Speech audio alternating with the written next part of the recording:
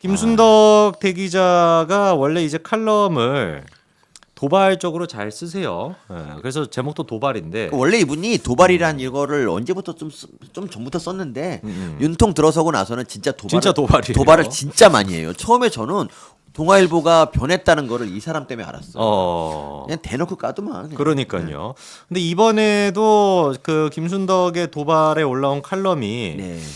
근데 이게 좀 심상치 않은 내용들이 많습니다. 일단 네. 주제 자체가 제목이 비선 라인 통한 이재명 대통령 밀어주기 사실인가. 그러니까 이게 이제 저희도 굉장히 좀 어떻게 보면 충격을 받았던 내용인데 네. 일단 좀 내용을 소개를 해드리고 그러니까 교수님 말씀을 그 전에 네. 이제 어제 대통령 기자가 누가 이제 질문을 해서 네. 대통령께서 이제 뭐 답변하시거나 아니면 대통령이 먼저 이 얘기를 꺼내서 이제 정리하셨으면 조금 이제 의혹이 잦아들 텐데 그러니까요. 그걸 이제 아무도 질문하지 않았던. 그거 좀 의아하더라고요. 왜 그러니까. 되게 중요한 이슈인데 왜 그러니까 질문 아무도 안 하지? 보수 팬들이 다 보수 지지층이 다 진짜 그것 때문에 뒤집어졌었는데. 그러니까요. 그러니까 그거를 아무도 안 했다니. 그래서 지금 이제 김순덕 대기자도 이렇게 얘기합니다. 그 방금 교수님 얘기하셨던 것처럼 대통령실에서 이재명의 대선 경쟁자가 될 수 있는 인물을 안 쓰겠다라고 제안한 게 사실이냐라는 질문. 네. 그 질문이 왜 없었는지 거의 기자들끼리 단합을 해서라도 그 질문을 했었어야 된다라고 하는 게 김순덕 지금 대기자의 얘기고요. 그러면서 이제 그 부분에 대해 가지고 저희가 사실 그 비선에 대한 얘기 지적했던 것도 김순덕 대기자도 좀 공감하는 것 같습니다. 네. 윤희 회담은 공식 라인을 통한 것이라고 부인을 했지만 7일 조간 그 이제 그 한국일보였죠. 네. 대문짝만하게 그 단독 보도가 실리고도 한참이 지나 오후에 나온 것도 이해가 안 된다. 참내 이런 경우에는 차라리 모른다라든가 말할 수 없다라고 하는 게 낫지 않냐. 밀사가 오고 가는 게 나쁠 수는 없다. 저희가 얘기했던 것처럼 비선이 있다라는 것 자체가 나쁜 게 아니라는 거죠. 그럼요. 근데 분명히 있었던 일을 없었다라고 거짓말하니 가뜩이나 높지도 않은 윤석열 대통령의 신뢰도가 더 떨어지는 것이다라고까지도 얘기를 합니다. 참고로 이번에 또 갤럽 조사에서 나왔던 게 10일에 그러니까 오늘이죠. 오늘 발표됐던 조사가 24%가 그러니까 25% 24% 이게 지금 2주째 계속 이어지고 있다 보니까 지금 김순덕 대기자가 민주화 이후 역대 대통령 중 최저였다라고 또 얘기를 하고 있습니다. 근데 사실 이 공식 라인을 통하지 않고 뭔가 실세가 있었다, 비선이 있었다라고 하는 거는 저희가 얘기했던 것처럼 원래 당연한 건데 그거에 대해 가지고 좀 없었다라고 얘기하다 보니까 오히려 대통령실의 해명이 좀 설득력이 떨어진다는 지적이 나오는 것 같아요. 네. 그러니까요. 그러니까 네. 이거에 대해서 참 뭐라고 좀 해주시면 좋은데 저는 사실 뭐 이게 예민한 주제이기 때문에 그렇죠. 이거는 이제 송 대표가 하드 캐리하면 좋겠습니다. 저는 이제 아니 이 기사를 다루시자고 교수님께서 얘기하시고 얘기를 안 하시면 어떡해요? 막상 다룰라 그러니까 네네. 무서워. 제가 그 김용이나 유동규 그쪽으로 제가 하겠습니다. 그리고 또 이번에 그 뭐라고 할까요? 이 얘기도 사실 저희가 제일 좀 충격을 받았던 얘기기도 한데 김순덕 대기자도 지적을 좀 합니다. 거칠게 해석하면 국힘의 1호 당원이라며 2년간 당대표 2명, 비상대책위원장 3명을 갈아치웠던 윤 대통령이 대통령실을 이재명의 대선 경쟁자가 안 될 만한 얼빵으로 채워선 다음 정권을 민주당에 상납할 의향을 밝혔다는 얘기다. 우하하하 이렇게까지도 지금 김순덕 대기자가 얘기를 하고 있습니다. 사실 이제 그 저희가 제일 충격을 받았던 게 그거였죠. 비선 이제 또 그 문제뿐만 아니라 비서실장이 됐거나 아니면 이제 사실 대통령실 인선을 할 때 이재명 대표 대선의 경쟁자가 될 만한 사람을 안 하겠다라고 했던 거 그거에 대해서 이제 또 김순덕 대기자가 좀 거칠게 또 비판을 하고 있는데 사실 이거에 대해 가지고 많은 당원들이 좀 충격을 받았던 부분이다 보니까 아까 이제 저희가 얘기했던 것처럼 이번 기자회견에서도 이 부분에 대한 좀 명확한 질문이 나가고 해명이 있었으면 좋았을 것 같은데 없었습니다. 거기에다가 이제 그 함성득에 대한 얘기도 이제 또 나오는데 제가 한번 그 방송 중에 언급하긴 했습니다만 사우나 동문 이것도 이제 기정사실로 얘기하네요. 사우나 동문이 맞다고. 사우나 동문이고 그리고 함성득의 설명에 대해서는 반드시 대통령의 확인이 필요하다. 그러니까 윤석열 대통령이 함성득에 따르면은 나는 어차피 단임 대통령으로 끝나지 않냐. 소모적 정책이 아니라 생산적 정치로 가면 이재명 대표의 대선에 도움이 될 것이라고 제안했다라는 거. 이 부분에 대해서는 이제 그 김순덕 대기자가 하는 얘기가 정말 윤석열 대통령이 이런 얘기를 했다면 이거는 생산적 정치, 나라와 국민에 도움이 되는 문제를 떠나가지고 차원이 다른 얘기가 된다는 것이고 이재명이 윤석열 대통령을 도와주면 윤석열 대통령도 이재명의 대통령 당선을 돕겠다는 일종의 거래로 의미가 읽힐 수가 있다라고 하는데 사실 맞는 얘기거든요, 이게. 그러니까 예를 들어서 우리 이제 뭐 당내에 뭐 대선 주자 여러 있잖아요. 근데 네네. 이제 뭐 여기에 대해서 뭐 예를 들면 원희룡을 도와줘서 뭐 한동훈 위원장을 견제하겠다 뭐 이렇게 말해도 이게 문제가 되는데 그렇죠. 더구나 이 도와주겠다는 대상이 이재명이니까. 그럼 이제 이게 진짜 사실이라 그러면 좀 파문이 클 수밖에 없어요. 진짜 이거 진짜.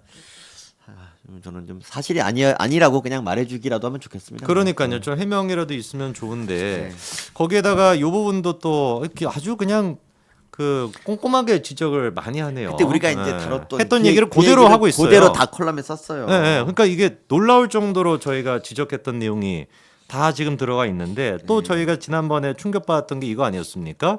이재명 대표를 둘러싼 각종 수사는 윤석열 정부가 아니라 문재인 정부 때 시작이 된 것이다. 이거에 대해서도 저희가 지적을 했었는데 김순덕 대기자가 하는 얘기가 위의 생산적인 정치와 연결해 또 한 번 거칠게 해석하면 머리끝이 쭈뼛설 판이다.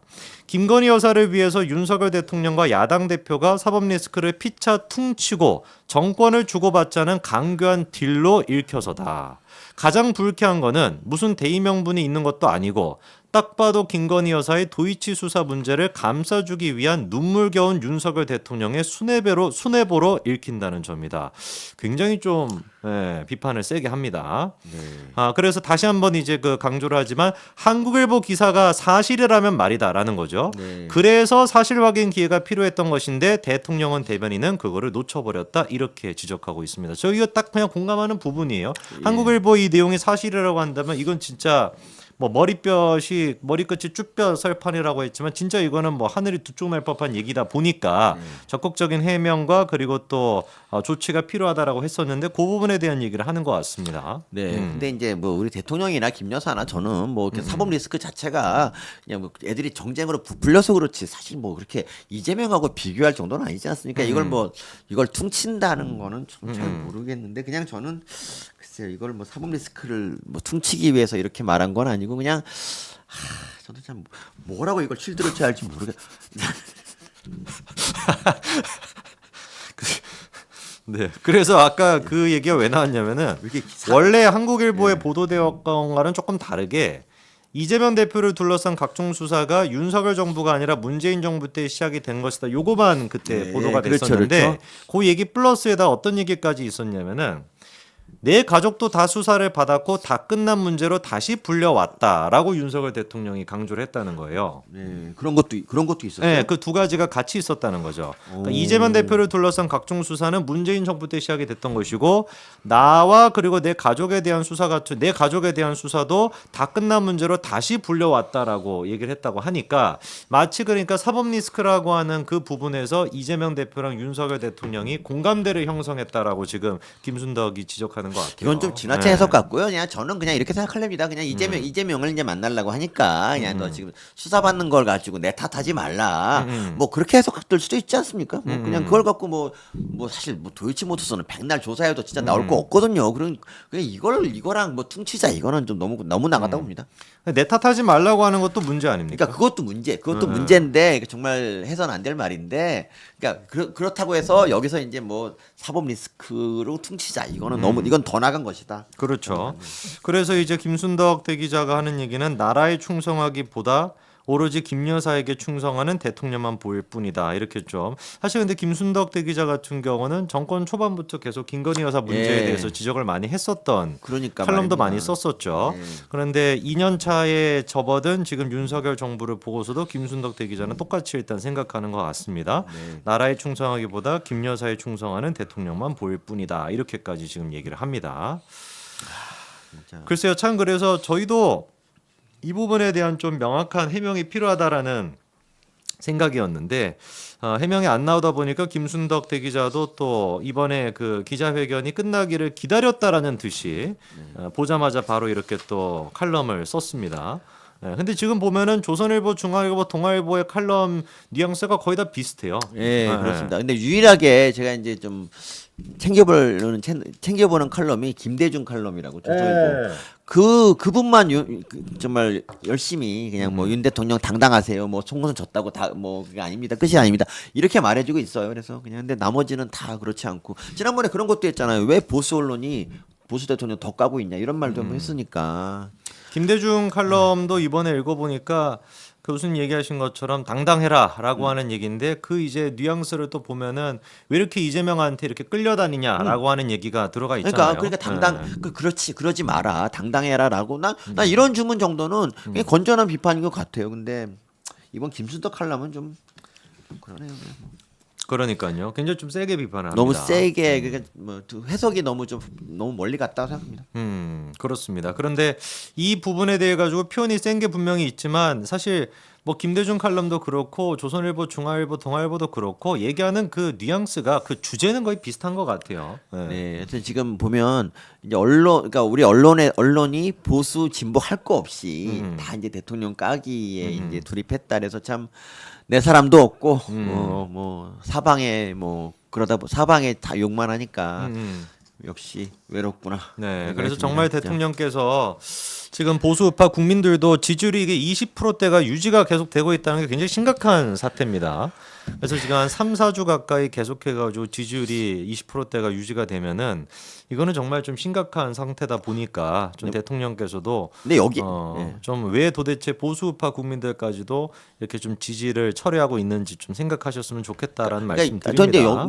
여기에는 이것도 있다고 봅니다. 저희 집권 초부터 계속 지지율 끌어내리기 운동을 열심히 했잖아요. 그래서 이제 지지율 뭐 얘네들이 그때 그래서 대놓고 지지율 20% 밑으로 가면 탄핵 간다라는 그런 말도 뭐 대놓고 했으니까 그럼 뭐 그렇긴 한데 저는 이제 임 대통령이 어쨌든 총선 지고 나서 이제 더 지지율이 떨어질 수밖에 없죠. 당연히 뭐 책임을 대통령 물으니까. 그런데 그렇다고 하더라도 대통령이 우리 좀 지난번 대국민 담화 같은 거를 이제 뭐 보수층을 향해서 이렇게 내가 이제 이렇게 할 테니까 이제 좀 믿고 좀 지지해 달라라고 좀 이렇게 해주시면 그러면 저희가 따라갈 텐데 그러니까요. 그런 말씀 안 하시고 계속 이제 이재명이랑 이렇게 좀 뭔가 하는 듯한 모습 이재명한테 그러니까 굴복하는 모습을 좀 보여주고 심지어 이번에는 그리고 이준석을 만난다라는 얘기가 이때 기자회견에 있었잖아요. 이준석이 또 화답을 했습니다. 문은 열려 있다. 그러면은 제가 그 아까 말씀드린 것처럼 한동훈 위원장과 윤석열 대통령의 만남보다도 이준석과 윤석열 대통령의 만남이 더 빠를 가능성도 지금 굉장히 절대 높아요. 만나면 안 되고요. 니마 절대 그 문을 들어가지 마세요. 절대 안 됩니다. 정말 그 이준석은 강을 건너는 것뿐만 아니라 절대 안 조국의 강도 건너면 안 되고 이준석의 문도 들어가면 안 된다라는 말씀도 드렸습니다. 근데 만나면 어떻게 하죠? 만나면 네, 만날 기세인데요 지금. 막아야- 제가 예상하기로는 한 2주 안에 만날 가능성이 높습니다. 막아야지.